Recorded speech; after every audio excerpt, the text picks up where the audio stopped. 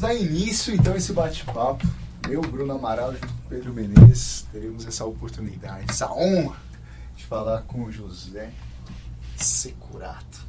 Professor, para a gente dar início a esse bate-papo, se apresente. Tudo bem. Bom, meu nome é José Roberto Securato, mas ninguém me chama de José Roberto. Legal, Securato. Securato. Então, desde pequeno, porque sempre tinha no meu tempo, tinha 2, 3 que se chamavam José Roberto. Então, acabava virando o Securato, José Roberto Giannini. Então, o sobrenome me dominava.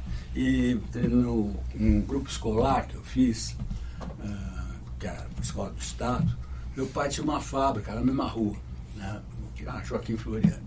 E a fábrica chamava Securato, fabricava geladeira. Então também eu era conhecido pelo Securato. Né? Bom, a minha vida, basicamente, eu sempre estudei em boas escolas, tive boa formação, fiz Bandeirantes, com isso eu aprendi a estudar. Tá? Você fala, o que Bandeirantes é bom? Você aprende a estudar, você toma pau. Então, é a regra do jogo. É a regra do jogo. Eu aprendi a estudar, entrei direto na faculdade, fiz engenharia. E no começo, logo que eu entrei na engenharia, fui dar aula, comecei a dar aula em cursinho. Nesse negócio de aula em cursinho te anima. Primeiro porque você vira um artista, né? O professor vira bem artista lá quando você está dando aula. Sim, você ganha dinheiro. Ganhar dinheiro é uma coisa que eu acho boa, tá? Quem não gosta, com certeza. Quem não gosta? Acho que você ser feliz e ter dinheiro, a diferença é muito pequena. Tem razão. Então, comecei a fazer o cursinho e eu ia dirigir a fábrica do meu pai, que ele fechou quando eu estava no 3º ano. Bom, aí continuei fui fazer estágio e tal, tentei trabalhar na engenharia, mas não era meu negócio. Realmente não. E calhou de eu dar aula em cursinho e de uma para outra eu precisava de um professor da FEI e eu fui dar aula na FEI. Show. Então, aí eu fazia física nessa época, estava fazendo curso de física, assim, de vez em quando e tal. Aí mudei para matemática, porque fui para a FEI para dar cálculo 2. Aí comecei a dar aula de cálculo 2, 3, geometria, todas as matérias da matemática. Aí peguei e terminei matemática em um ano e meio, e fiz mestrado logo em seguida. Tá? E estava fazendo doutorado. Bom, então a minha vida virou professor da PUC, na matemática. Você ficou quanto tempo, professor, lá na FEI, então? Na FEI eu fiquei de 22 anos a 28 anos, 6 anos fiquei na FEI. E nesse período de 6 anos eu fiz a matemática, fiz o mestrado em matemática e fiz as cadeiras de doutorado. Com essa idade de 28 anos, eu fui dar aula no Mackenzie de matemática financeira, porque eu não sabia nada. Bom, eu tinha um chato lá que me ficava perguntando um monte de coisa do mercado, ele falava umas palavras que eu não entendia. Aí quando ele me explicava, eu começava a fazer a matemática, eu manjava. E esse cara era simplesmente sócio da maior corretora de valores do Brasil naquela época. Inclusive o presidente dessa corretora tinha saído da presidência para ser diretor do Banco Central. Nossa. Então os caras manjavam de mercado. Né? E lá, por que eu fui? Porque eu sabia matemática. Porque o grande problema naquela época, década de 80, era ter gente que sabia fazer conta. Tá? Então foi assim que eu fui para o mercado financeiro. Aí quando chegou no final do ano, ele falou, você não quer largar essas aulas e vir trabalhar com a gente? Aí eu pedi licença, não foi, né?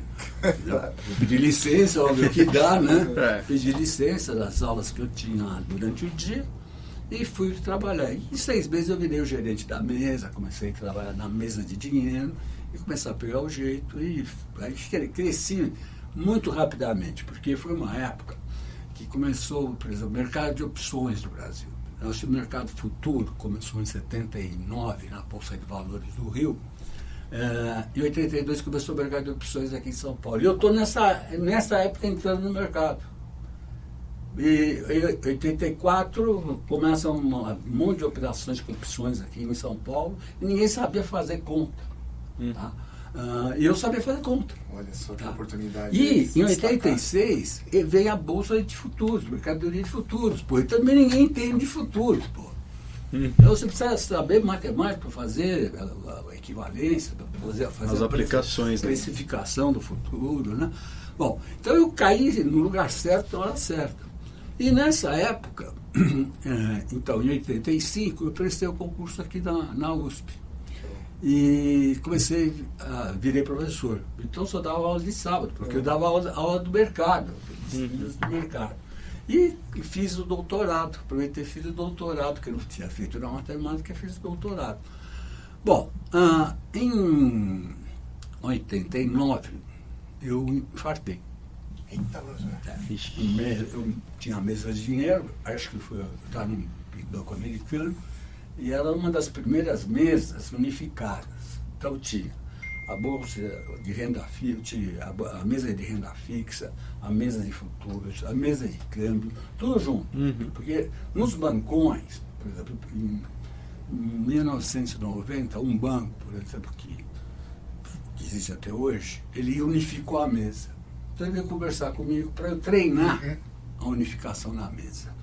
Tá certo? Porque o câmbio era num prédio, a renda fixa era de títulos públicos era num outro prédio, a parte de ações era num outro prédio. Quer dizer, isso devia causar uma confusão imensa. Não, cada um só trabalhava de um jeito, não percebia que dava para você tomar dinheiro em dólar, fazer o hedge do dólar e transferir em reais. Pô.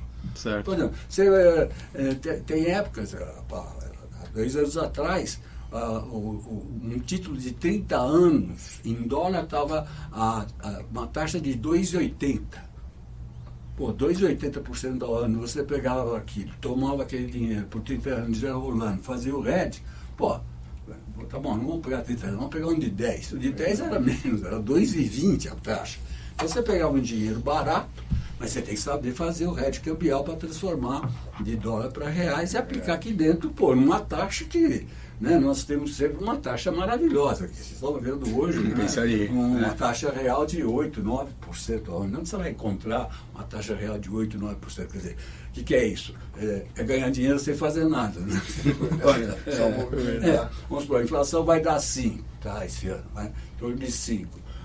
Você aplicou o ano todo a 13,75, agora 13,25, vai chegar talvez a 12,25. Na média vai dar uns 13. 13 contra 5 de inflação é 8, né? Tá certo? Você ganhou 8 fácil. Né? Quer dizer, é verdade. Então, pô, tem muita empresa que não consegue ganhar 8% no ano sem risco. Né? É verdade. Tá. Então, eu fui para o mercado exatamente por esse fato.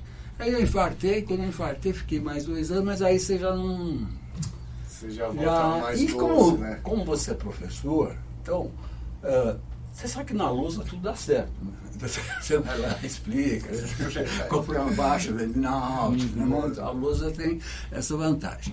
E realmente comecei a perceber que eu já não tinha mais aquela força de aguentar as operações pesadas. Um garoto chegar para mim, eu devia estar nessa faixa com uns 35 anos.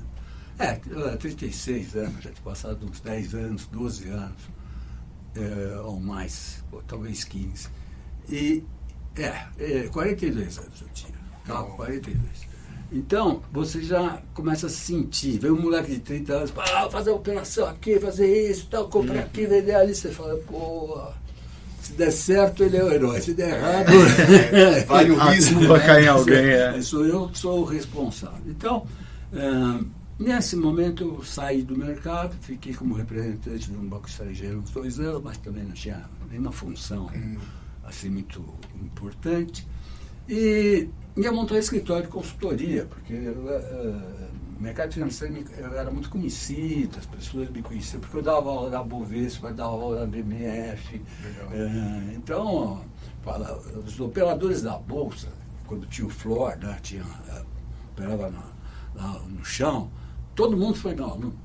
Porque para você ser corretor da Bolsa ou da BMF, tinha que fazer um curso. E eu dava aula nos 2 cursos. Então, era muito conhecido no mercado. Né? Bom, então eu falei, vou montar uma consultoria, alguma coisa. Aí, quando eu era da USP, um professor me convidou, por que você não vem aqui para a FIA? Eu fiz uma fundação, Instituto de Administração, a fundação dos professores da administração da USP. A USP tem várias fundações, né? A FIP é a Fundação Instituto de Pesquisa Econômica, está ligada à Faculdade de Economia.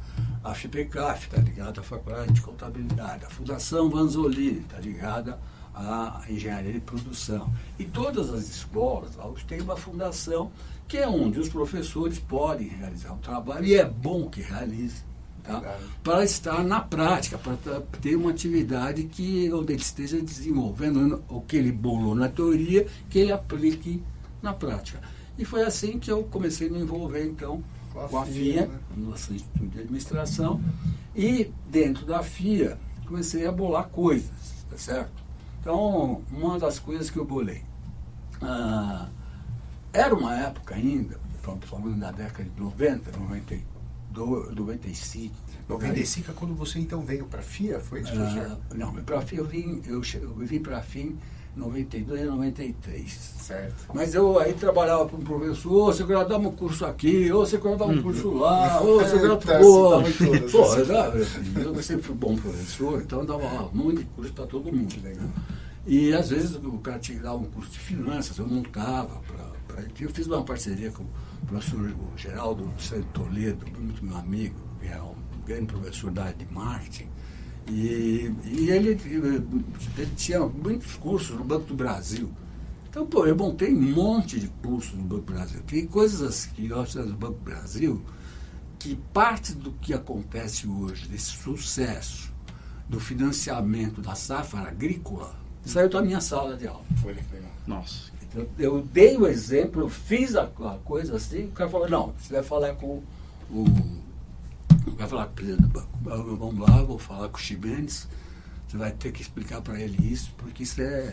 E muitas coisas foram criadas nessa época. Bom, e aí, nessa minha ligação com a FIA, eu fui fazendo a carreira acadêmica na PUC, eu logo fiz o concurso titular na PUC. Fui fazendo a carreira acadêmica aqui na USP, então fiz a livre docência, depois concurso para professor titular, e fui montando os cursos. Então, o primeiro curso, por exemplo, como faltar gente para o mercado financeiro, conhecer esses métodos quantitativos, bolei um curso que chama Operador Mercado Financeiro. A gente viu, esse curso existe até hoje, né? Existe até hoje. E foi um dos primeiros do Brasil, né? Não, fui eu que inventei. Foi o primeiro do Brasil. Eu que inventei. Não. Então, esse curso envolve o quê? Todas as operações de uma mesa de um banco. Então, molecada, mais quantitativa, e a gente da matemática, da física. Por exemplo, um aluno que se formou em graduação em administração, ele consegue fazer esse curso? Não, em geral, quem faz esse curso só o pessoal que está no terceiro ano. Porque, inclusive, o pessoal do mercado me ligava e pedia estagiários para isso. É mole. Nossa. Então, a molecada da administração lá da USP, de várias faculdades, o pessoal da engenharia, cursando terceiro, quarto ano de faculdade, ia fazer esse curso e acabam muitos engenheiros acabaram indo para o mercado financeiro por esse caminho. Fez o curso de operador e acabou entrando no banco e não foi ser engenheiro. Isso é verdade. É verdade. O cara bom de conta, já viu que ali tem oportunidade para ganhar dinheiro, e modelo, né?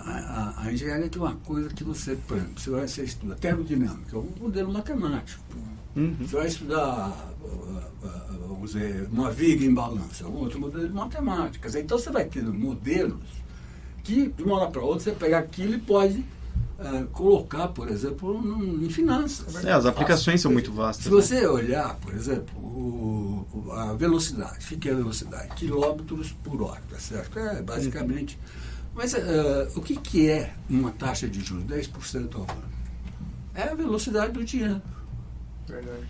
Então, os conceitos estão ficando parecidos. Entendeu? Então, se você é o cara que tem essa aptidão, essa percepção, você fala, bom, mas se variou a taxa, a variação da velocidade é o quê?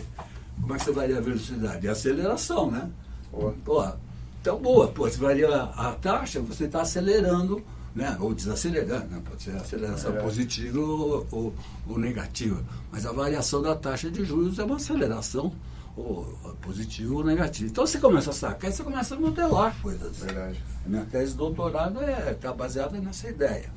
Bom, e aí, dentro da FIA, começou a ideia dos MBAs. E eu tinha participado da formação dos MBAs do IBMEC. IBMEC, na época, era o Instituto Brasileiro do Mercado de Capitais no Rio. Que o banco que eu trabalhava, a sede era no Rio. Eu ficava 3 dias lá. E nós montamos um curso lá, inclusive o Paulo Guedes era, na época, era um dos diretores. E foi montado um curso de MBA em mercado de capitais.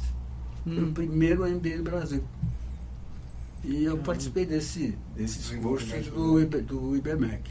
Então, quando eu estava aqui na FIA, a FIA resolveu montar os MBAs, então eu também entrei e montamos os MBAs de finanças. E aí depois a FIA tem um caminho, porque aí surge um problema com a USP, há uma separação, certo?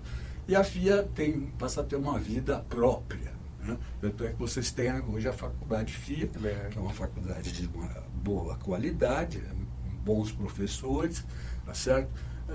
E que acabou se desenvolvendo sozinha. Quer dizer, né?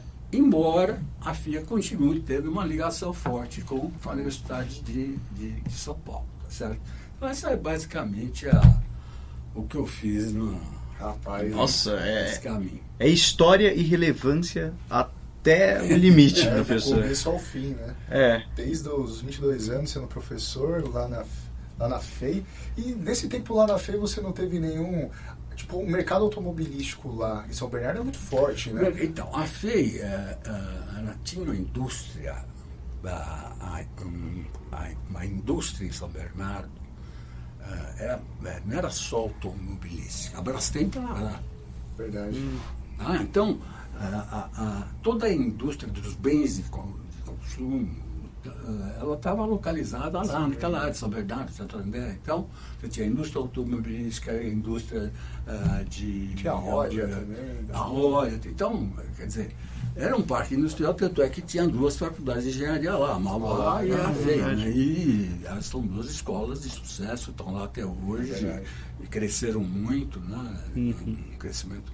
Enquanto a Polo aqui distribui para o Brasil todo, lá houve uma grande concentração, né, do pessoal e do trabalhar ali mesmo. Eu fui para o departamento de matemática, eu nunca fui bom de engenharia. Era a relação com eu realmente, para trocar a lâmpada, eu tenho até problemas para isso. Ô professor, então hoje o Labfin, até nos bastidores a gente estava conversando um pouquinho da sociedade com o IBEVAR, mas ele já surgiu a partir do seu primeiro curso aqui, ou essa ideia você já estava planejando? Não, foi assim. Ou já existia? Eu fui para a FIA, então comecei a estar como professor e tal. E aí tem uns programas, cada um tinha um programa. Programa de varejo já existia. E eu, na época, comecei a orientar, acabei o doutorado, comecei a orientar alguns alunos.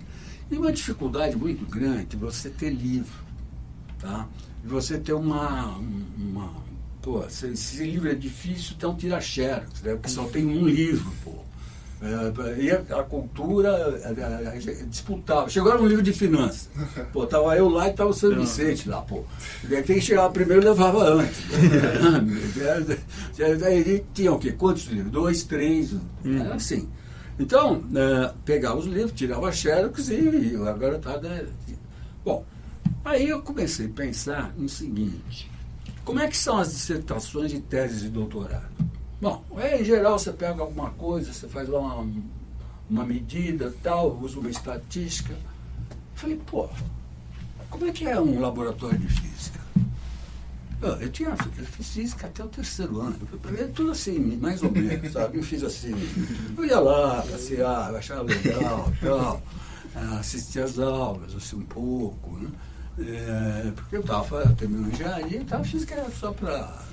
Era muito comum, aqui na USP, o cara fazia 2, 3 faculdades ao mesmo tempo. Tá? Era comum. cara fazia engenharia na Poli, fazia matemática, depois fazia física, fazia administração. A administração, na USP, até 87 foi proibido. Você só pode ter um número USP. Olha só. Então você só pode fazer uma faculdade. Mas antes de 87, você estava na Poli, pô, depois você prestava na administração. Você acha que você não entrava? Claro. Porra, Já estava do lado. Já estava perto. lá. Você acha que você não entraria na física? Porque, veja, o cara que entrou na Poli, ele tem uma condição diferenciada. Então, ele presta na física, ele entra. Então, o ano seguinte. Então, tinha muito disso. Em 87, a USP fez uma coisa muito certa.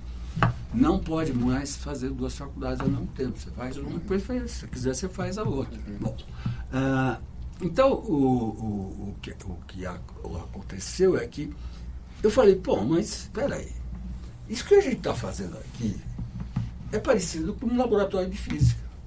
Só que no laboratório de física eu tenho que fazer o experimento. Tá certo? O que é fazer o experimento? Eu vou jogar esse copo de água, vai cair, e eu medi o tempo para ver a aceleração. Descobri o G, né? Pô, eu fico lá 5 horas fazendo, repete o experimento, e pô, vamos fazer plano inclinado, solta para ver a resistência e tal. Bom, peraí. Finanças é a mesma coisa, só que o experimento está acontecendo. Né? Os caras estão negociando bolsa agora, estão negociando o câmbio. Pô, os dados eu tenho. Agora o que eu quero? Achar a modelagem. Claro. Faz sentido. Então, o que eu fazia no banco? Pô, chegar no final de semana, bolava lá tal negócio e tal, bolava uma operação, chegar na segunda-feira e fazer a operação. Pô, deu certo, ganhamos dinheiro. Pô, legal, então é isso aqui. Vamos lá, vamos operar a volatilidade. Pô, operar a volatilidade de 1987. O cara nem sabia o que era volatilidade. O cara mal sabia o que era taxa de juros. Né? Bom, se você começa a operar na derivada segunda, quer dizer, estrutura a variável que antecede, vamos operar, pô, ganhamos dinheiro. Pô, então isso aqui ganhamos dinheiro. Agora vamos operar tal coisa. Pô, não deu certo, pô, que droga. Faz um artigo. Não, mas faz sentido. O que dá certo é o experimento prático, já está lá. O que dá errado faz um artigo dizendo por quê. Perfeito. Fica certo. Como o pessoal que vai ler também não vai entender muito. É uma mão na roda. Então, realmente eu sempre produzi muito, tive grande produção acadêmica e tal. E depois que, aí em 92 eu saí realmente do mercado, fiquei mais na USP, portanto na FIA, aí eu bolei o laboratório de finanças. E no laboratório de finanças, pela FIA, tinha o curso de operador. E o curso de operador ganhava dinheiro. Então, com esse dinheiro eu podia comprar o quê? Quantos computadores eu quisesse. Eu tinha uma máquina de xerox. Então, os meus alunos do mestrado e doutorado, eles precisam tirar xerox, pega na biblioteca, pode tirava lá. Inclusive, uma vez já falou, pô, você gasta muito dinheiro. Onde está esse dinheiro? Eu falei, pô, tá aqui, né? Porque sempre tem essa questão de você está ganhando muito dinheiro e tal, esse negócio.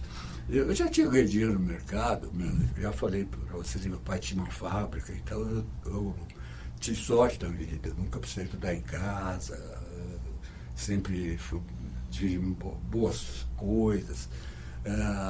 E com isso, vamos dizer, quando eu fui para o mercado financeiro, eu ganhei muito dinheiro também, porque era uma época que o mercado era meio ruinzinho, né? Você não enxergava dinheiro. Quem sabia aproveitar, conseguia decolar. Veja, se você olhar, uma coisa engraçada, se eu não me engano, até 1995, 96, talvez pouco mais até, você ia ver a cotação da Bolsa de Nova York, o Standard Poor's, e aparecia lá 2%. Você fala, 2%, né? Não, era $2. Ou seja, a Bolsa tinha subido $2 naquele dia. No dia 20, a Bolsa tinha subido $20. Ou seja, a carteira que representava a Bolsa, eles colocavam quanto ela valia. Nossa. É um percentual. Não um percentual.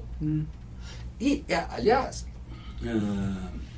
essa foi a ideia original do primeiro índice que foi criado na Bolsa, né? Que é o índice do dono do Wall Street Journal, que era agora eu esqueci o nome dos dois. Bom, mas o Jones. Dow Jones, Dow Jones, isso mesmo. O Dow Jones era o dono do Wall Street Journal. O que é o Wall Street Journal? Ele começou um jornal que era no muro. Eles faziam e colavam no muro. Bom, um dia, Dow Jones foi almoçar. Aí no almoço, o Dow perguntou para o Jones, como é que está a bolsa? E pegou a ação tal, está a $8, ação tal, está a $10, ação tal, pegou as 10 maiores ações, ele tinha colocado no papel o preço das 10 maiores ações. Aí ele somou. Deu $95. Quer dizer, você precisa de $95 para ter o quê? Uma ação de cada uma das 10 maiores empresas da Bolsa. Caramba. Aí os dois falaram, vamos colocar isso no jornal. E colocaram todo dia quanto valia as 10 ações mais importantes, das maiores empresas da Bolsa. Somava e dava o valor. Então subia, terminou 99, no dia seguinte, 110. Subiu, subiu, então, os R$11, tal. Poxa, que legal. Deu para entender? E foi assim durante muitos anos. Então, era o valor em dólar da carteira. Tanto é que até hoje, o Dow Jones, hoje são as 30 maiores empresas, é uma carteira das 30 maiores empresas, uma ação de cada, somada é o valor. Só que agora eles dão em percentual de um dia para o outro. Antes eles davam em dólares, quanto tinha variado uma para a outra. Então, você vê o seguinte, se você está acostumado a pensar na variável primeira, que é o preço, e você começa a pensar na variável segunda, que é a variação, que é a velocidade com que ela está andando, para cima ou para baixo, você já está pensando em outra coisa, já está com cabeça de ir, pô. Então, eu estou falando num mundo, 84, 85, que o cara que está na variável preço, pô. Verdade. Tá? Eu estava na variável I. E em 86, com o mercado de futuros, eu entrei na variável volatilidade, pô. Que é uma variável que é quase uma derivada segunda. É verdade. Quer dizer, você tá numa outra variável, você está percebendo o que está acontecendo numa segunda variável. Quer dizer, o que é a inteligência artificial? Vai. Você pega aí um Y igual a 0 mais A1x1 mais A2x2 mais A3x3, uma regressão. Só que x1, x2, x3, x500, tá? Bom, o que vai acontecer? Manda fazer a regressão, o computador faz em 1 segundo, tá? Com as variáveis que têm a menor significância. Então, de uma para outra, daquelas 500 depois, ficam 202. Qual é as 202? Ela vai olhando qual é o próximo movimento. No próximo movimento, ele refaz outra com as 500. Deu 193, ele faz com 193 o próximo movimento. Que necessariamente não são as mesmas 202 da primeira. As 193 pode ser outras variáveis. Caramba. Então é por isso que a inteligência artificial ela consegue achar o caminho com muita facilidade. Pô. Por quê? Porque ela tem uma velocidade de fazer aquela modelagem matemática muito grande. Pô. Nossa, que loucura, né, professor? Percebe? Então, vai funcionar? Vai funcionar. Tá? Agora, claro, funciona tanto melhor quanto mais você entender quais são as variáveis mais significativas. Quer dizer, você tiver noção de coisas que ninguém está percebendo, tá certo? Que você possa colocar como uma variável, possa te dar uma discriminação, possa te fazer uma diferença do que está acontecendo. Entendeu? Nossa, e isso eu acho que é uma doideira. Hoje em dia a gente vê essa correlação de informações, essa agilidade para gerar informações muito grande, né? A princípio por esses mecanismos. Mas voltando um pouco, eu achei super interessante que você comentou que, por exemplo, o curso de operações de mesa hoje já é realizado, então, por alunos do terceiro ano da graduação. Não, molecada de graduação já vai, tem que fazer, já tem que aprender essas coisas. Nossa, que... Veja, o que era importante na matemática naquela época era saber a matemática, hoje o computador faz. O que você precisa ter a ideia, tá? Você precisa ter o significado que aquela variável quer dizer. Tá? Depois você pergunta no computador, ele deriva, ele integra, ele faz tudo que você quiser. Tá? Ele faz a modelagem que for mais conveniente. Então, hoje a tua visão quantitativa tem que ser um pouco mais instrumental, tá certo? E noção do conceito. Tá? Você não precisa ir lá na marra, né? Ficar feito maluco, fazendo, deduzir uma fórmula e tal. Tá? Acho que, por exemplo, hoje eu não diria para o meu filho fazer uma politécnica, uma engenharia. Eu deveria fazer um curso de tecnólogo em finanças, um tecnólogo em inteligência artificial, tá certo? E depois você faz um MBA, para dar aquela fechada. Entendeu? Para ter visão administrativa daquelas técnicas, se é que ele vai para a finança. Se ele quer ir para outra coisa, já faz na área que ele quer. Se ele quiser fazer engenharia, ele vai fazer engenharia para ser engenheiro.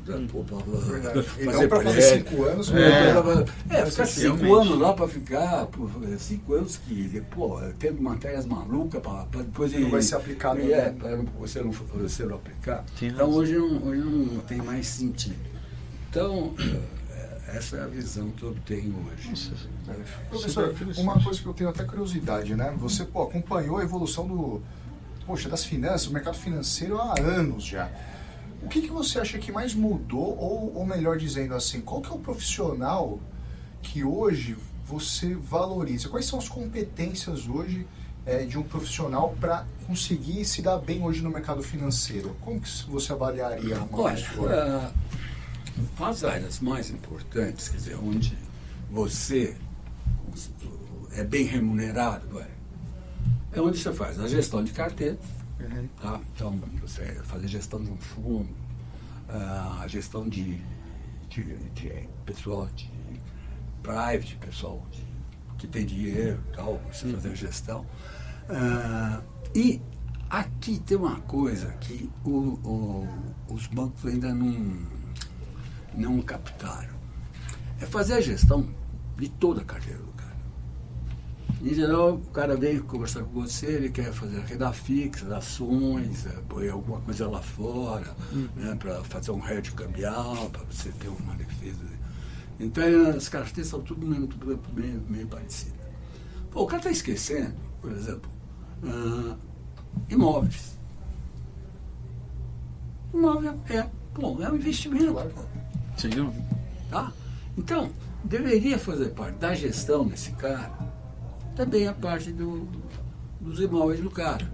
Tirando o imóvel que o cara mora, que é para ele morar, tá certo? Existem investimentos que, você olha lá, aquele imóvel lá está num lugar que, lugar legal. Ali vai valorizar. Você passa por aqui, você anda por aqui, você percebe perfeitamente, uma hora para outra que vai ter prédio, apartamento. Verdade. E está acontecendo agora. Você anda em São Paulo, cada lugar você tem um monte de localizações próximas a metrô, estourou. Estava na cara que você já está lá, né? Isso é verdade, só se fala Tem razão. E você foi ver isso? Não, você não foi. Quer dizer, muitos caras não foram participar do lançamento, porque quando você começa a ter uma gestão desse tipo, você consegue entrar num projeto antes de ele sair à venda. Você é um dos principais investidores iniciais. Então, eu acho que essa parte de gestão de carteira é uma parte que... Outra coisa é compra e venda de negócios. A parte de Merger Acquisition. Fusões e aquisições de uma forma geral. Isso daqui, você precisa entender, você precisa fazer o preço pro cara. Tá certo? Quer dizer, então você vai ajudar na formação do preço, você vai ajudar o cara que vai comprar, como você pode financiar, então como é que o banco vai entrar ajudando a comprar e vender. E aqui são operações de bilhões, cara.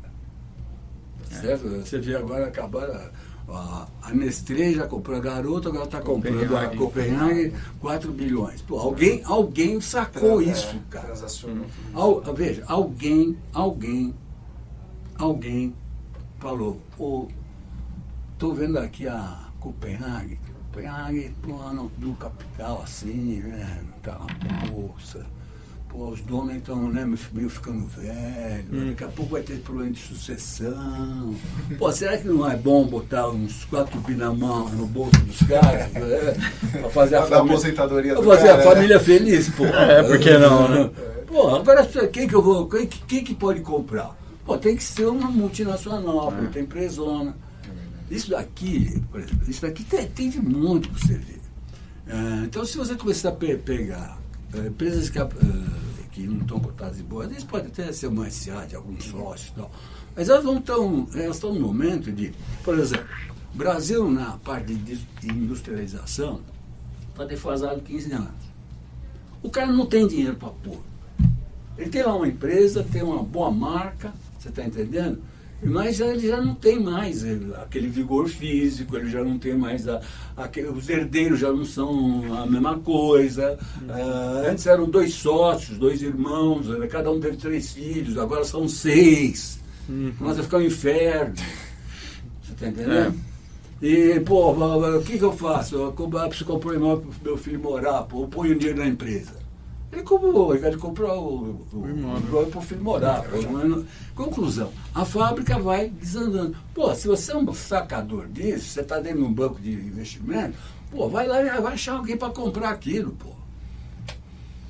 Então, tem um monte de empresa hoje que está aí para ser vendida, cara. É verdade. É só você pega aí as 100 maiores aí, as 1000 maiores empresas aí, vai olhando, pô, vê lá e vai conversar com o cara. Então, eu acho que esses são os grandes negócios. Na área de finanças é aqui que se ganha dinheiro. Tá?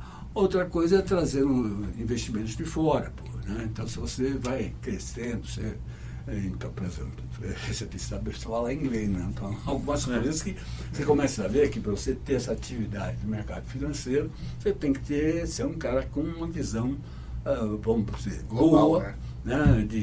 Do ponto de vista de conhecer. Por exemplo, qual é o custo de capital? Você tem que conhecer, né? Coisas que o Prêmio Nobel de 90, depois o mercado de opções, Prêmio Nobel de 2000, tá? São as coisas que você tem que saber. E depois essa esperteza, né? De saber juntar coisas, tá? Porque é o grande segredo que eu acho que um cara de finanças por exemplo, quando se você não lembro tempo disso, mas quando a Brahma e a Antártica se juntaram, a Antártica era uma fundação criada por alemães que criaram uma escola de fazer cerveja. Então ela era assim, uma coisa meio amador. Ela estava profissional, uma indústria tal, mas ainda tinha um certo romantismo. Bom, aí os 2 donos lá, não lembro mais o sobrenome deles, morreram, né? Eles ficaram ali. Aí, pô, um banco sacou que se a Brahma fizesse a fusão com a Antártica, o que eles faturavam, se um faturava 100 e o outro faturava 90, eles juntos iam faturar 220, pô. E convenceram os dois a fazer a fusão. Olha só. Percebe? Isso hoje, no Brasil, tem de monte para fazer. Por quê? Por causa do atraso da nossa indústria. Nós ficamos na área agrícola, né? E a área agrícola é uma área assim, né? Pega uma máquina, faz a colheita. Pega uma máquina, mexe a terra. Pega uma máquina, faz a planta lá, os grãozinhos. E aí o cara senta e espera chover, porra. É verdade. Não, cara, é complicado. A mão de obra, pelo faturamento que nós temos na área agrícola, A mão de obra é o cara lá com o joystick, porra. Tá lá com o joystick, passa a máquina, passa outra máquina. Tá? Então, veja, nós temos que voltar para. Quer dizer, os caras cresceram violentamente. Eles quiseram criar uma indústria agrícola. Né? Porra. Transformar, né, a chapa em carro, eles transformam a água em batata, porra. A água em soja, cara. Tá? Percebe? Então, tem a parte industrial toda para crescer aqui. Porra. E o Brasil precisa andar em cima disso. Porra. E eu acho que o cara de finanças precisa ter essa visão. Você acha que tem muito profissional no mercado que ainda não tem toda essa visão que o senhor está falando? Muito pouco. Então é um mercado que tem muito potencial. Não tem dúvida. O problema é que, às vezes, o banco não percebeu o que ele tem que fazer para explorar esse mercado que existe. Então, percebe? O problema é um pouco maior. Para você falar, por que não tem cara preparado? Não é que não tem cara preparado, é que o banco não percebeu para contratar um cara com esse perfil. Pô. A liderança está errada. Tinha que ser alguém formado no Labifim lá. É verdade. Não é, professor? É verdade. Poxa vida. Esse bate-papo a gente analisou, né? O quanto que, poxa, o professor tem vários insights, né, de tantos anos no mercado. A gente até queria falar mais do Labifim justamente por isso, porque quando a gente pensa no mercado financeiro, quais são as instituições hoje que estão tomando a frente? Eu acho que a FIA hoje, com certeza, é uma das que lideram. Assim. O Labifim não tem mais aquela ideia do começo de fazer a pesquisa, de fazer tal. Ele ficou mais a parte educacional, certo?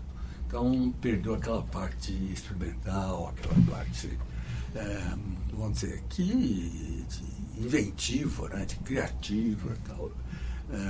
E a maioria das escolas também não fazem uma coisa diferente. A própria USP não tem mais essa ideia. Tem conhecimento, assim, raramente que alguma escola, me ligou, Securato, criei aqui um laboratório de finanças, a federal de não sei aonde, tal, que legal, tal. Mas até isso já passou, tá entendendo? Então, falta essa percepção dentro da própria universidade. Tá? A universidade, de uma forma geral, não percebe, não capta isso. Ela está envolvida em te dar aula. Pô. Ela te dá aula e, pô, deixa você fazer uma coisa ou outra, faz a empresa júnior, qualquer coisa assim. Tal. Mas que não são coisas que eu considero que sejam significativas para vamos dizer, você ter uma transformação. Acho que nossa escola está muito, como é que se diz? Muito engessada? Muito engessada. Eu acho que uma coisa que vocês gostariam de me perguntar é o que um cara de administração devia fazer? Né? Eu acho que você tem que completar a tua carreira, cara. Tá? Aliás, acho que qualquer um que vai para uma área, hoje tem, primeiro, fluente em inglês. Ponto final. Isso não, que eu vou aprender russo. Não é bobagem, não vai aprender russo. A União Soviética acabou. O Putin não vai conseguir fazer a União Soviética outra vez. Né? O PIB da Rússia é mais ou menos o PIB do Brasil, não sei se vocês sabem disso. Né? A parte do PIB está gastando fazendo arma, então o povo deve estar comendo menos. Então, não dá, cara. Então, todo mundo eles têm que falar inglês, só falar mesmo. Né? Tá. Outra coisa, você tem que dominar a tecnologia, a inteligência artificial, você tem que dominar. Você não tem que saber a matemática que está dentro lá do computador, daquele software que faz, você tem que saber mexer naquilo e ter visão, entender bem quais são as variáveis que você tem que analisar. Tá certo? Então você fala, bom, quer dizer que então numa carteira eu teria que ter imóveis. Eu acho que você teria que ter imóveis. Que mais? Acho que você teria que ter Vale do Rio Doce. Pô, que mais? Acho que você tem que ter ação de banco. Que mais? Bom, agora precisa olhar, né? O garoto chegou hoje para mim e perguntou assim, pô, professor, nós estamos fazendo uma gestão aqui de uma família rica, e eles estão fazendo a gestão da... que ações eu colocaria? Falei, pô, cara, foi o seguinte, você vai fazer uma carteira, né? Então, você já estudou teoria de Markowitz, como é que faz, carteira, já. Bom, quantas ações põe numa carteira? Uma simples pessoa, quantas ações põe numa carteira? Umas 10, 15. Ó, cara, você põe no máximo 5, tá? Porque mais que 5, você não faz diversificação, é 5, 6 tipos de ação. E acabou. Se eu começar a colocar muita ação, você não tem carteira de ação, você tem coleção. Né? Eu tenho coleção de ações. Tá bom, então você vai, tem Petro, tem Itaúba, tem Bradesco também. Nossa, é uma confusão. Um colecionador, pô. Tá? Não é para fazer isso. Você tem que ter uma carteira. E a carteira, quando vai estudar, uma modelagem da carteira, é 5, 6 ações no máximo para fazer a diversificação. Mais que isso você não tem. Agora, o que mais que põe? Eu acho que você tem que botar imóvel. Que tipo de imóvel você vai pôr? Põe em fundo de renda fixa. Tá bom. Vamos botar fundo de renda fixa. Mas cuidado. Qual a intenção de um fundo de renda fixa? Tem um fundo de renda fixa de quê? De shopping. Pô, a intenção é uma espécie de locação. Você ser um cara que tenha a locação equivalente. Pô, mas veja, tem uma taxa de administração violenta. Você não vai dar uma porrada nunca, cara. Fundo imobiliário. Tá, então fundo imobiliário é para tudo bem, para você, para sua avó, ter dinheiro lá, eu acho que é legal, entendeu? Agora, se eu vou olhar, eu vou ver um imóvel, pô. Eu comprei um imóvel há X anos atrás. De uma hora para outra, pô, vendi por uma porrada. Bom, aí eu fui olhar, eu saquei o imóvel, certo? Quer dizer, meu pai fez grandes operações imobiliárias, eu também fiz. Então, é uma coisa que tem que olhar. Então, eu entendia que você, hoje, da sua formação, eu com certeza, línguas, né? E com certeza eu faria um curso. Hoje está tão fácil, pega aí, faz um curso à distância, de tecnólogo em inteligência artificial. Porra, 2 anos à distância, pronto, tem aí por 300 pau, 400 pau, sei lá, tá ridículo. E que mais você faz? Depois faz mais um outro, de alguma outra coisa, vai se formando, você está entendendo? Sim. Tá? E começa aí a trabalhar, vai para o mercado, terceiro ano tem que estar no mercado, tem que já estar fuçando. Colocando em prática tudo que você aprendeu. Eu diria que o mais importante, que eu acho, é que você tem que ser, isso é uma coisa que eu demorei muito para aprender, você tem que ser vendedor. Tá?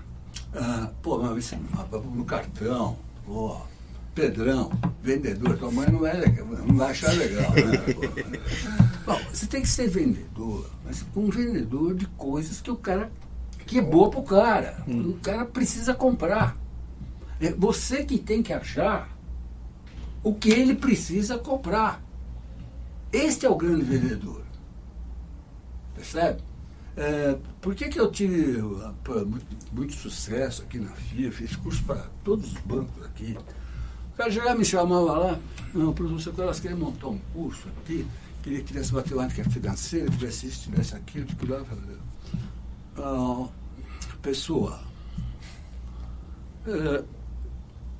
você quer, ele vai fazer o quê? Ele vai fazer isto. E você vai dar matemática financeira para ele outra vez. Ele já fez 3 cursos de matemática financeira. Em tudo quanto é banco, todo mundo já fez 3 cursos. E quando ele vai fazer, ele está com o cliente, Qual a taxa do CDB para hoje?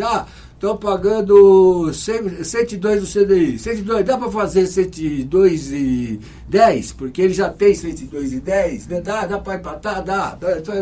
Cara, o que você tem que fazer é vender para ele que você fazendo o CDB no meu banco, tá?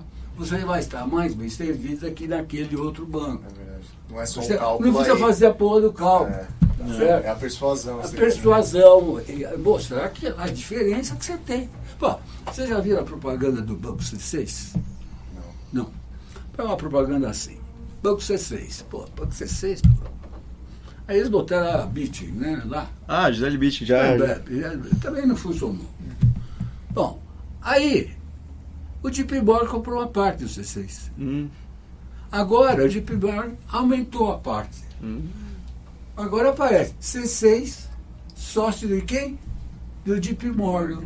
Agora você olha o Banco C6 de um jeito diferente, cara. É verdade. Puta sacada, pô. Credibilidade é outra. Credibilidade é outra. Nossa, é verdade. Então, esses caras sabem vender. Claro, eles tiveram que vender barato por o JP Morgan ficar sócio. Ou seja, os donos do C6, se o banco valia 100 e o JP Morgan entrou comprando metade, ele não pagou 50.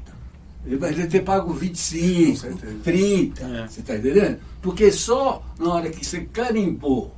Nossa, sócio do JP Morgan. Pô, cara. Até o público que o banco vai atingir a partir dessa sociedade já é totalmente diferente. De Roland Garros, vai tudo vai contando 16. Percebeu? Mudou, cara. Com certeza. Mas vê a sacada do cara.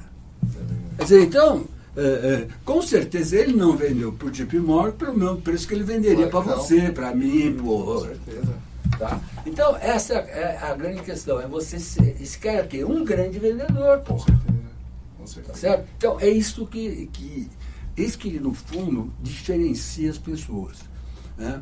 Quer dizer, o cara ser o grande vendedor daquilo que realmente o cara precisa, e só você consegue mostrar para ele que ele precisa daquilo, é a grande diferença entre os ganhadores e os perdedores. Poxa, finalizar esse podcast com uma aula dessa, professor... Nossa, é um privilégio incrível pra gente, né? Tá bom. É um privilégio imenso, foi um bate-papo, eu acho que extremamente proveitoso, tanto em relação à carreira que você construiu, professor, que é uma inspiração para todos nós, como também vários insights valiosos. Eu tenho certeza que pelo menos agora a gente vai olhar com mais bons olhos para imóveis, isso eu tenho certeza. Olharia pelo menos. E vamos desenvolver esse nosso lado vendedor, hein? Sim. Precisa ver, aqui está ficando complicado. Por aqui. Tem que sair um pouco. Por exemplo, então tem que ir para lugares que no futuro, por exemplo, eu vou para o Guarujá, meu fim de semana, toda quinta-feira, eu só trabalho até segunda, terça e quarta. Ninguém de ferro, né? E eu vou para Pitangueiras. Legal. Pô, Pitangueiras, uma droga, tá ruim, tá lotado, tá isso, tá aquilo. Pô, primeiro é 1 hora da minha casa. Legal. Segundo, eu olho o mar. Tô lá, chover no mar, eu tô gratificante. Um pouco... E é um dos lugares mais baratos que tem. Você compra apartamento por 4 pau metro quadrado. 5 pau metro quadrado. Onde você vai comprar isso, cara? Isso é verdade. Então, isso daqui 20 anos, vai valorizar. Pô, eu queria comprar um, vender um em cima do meu, pô. Nossa. Eu vou comprar, porque daqui 20 anos. Aí meu filho olha pra mim e fala, porra, pai, daqui 20 anos, porra. Eu tô com 77, né?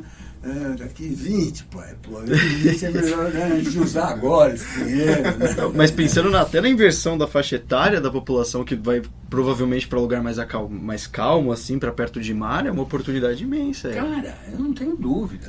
É verdade. Porque imóveis e ações, né, você não ganha dinheiro no curto prazo.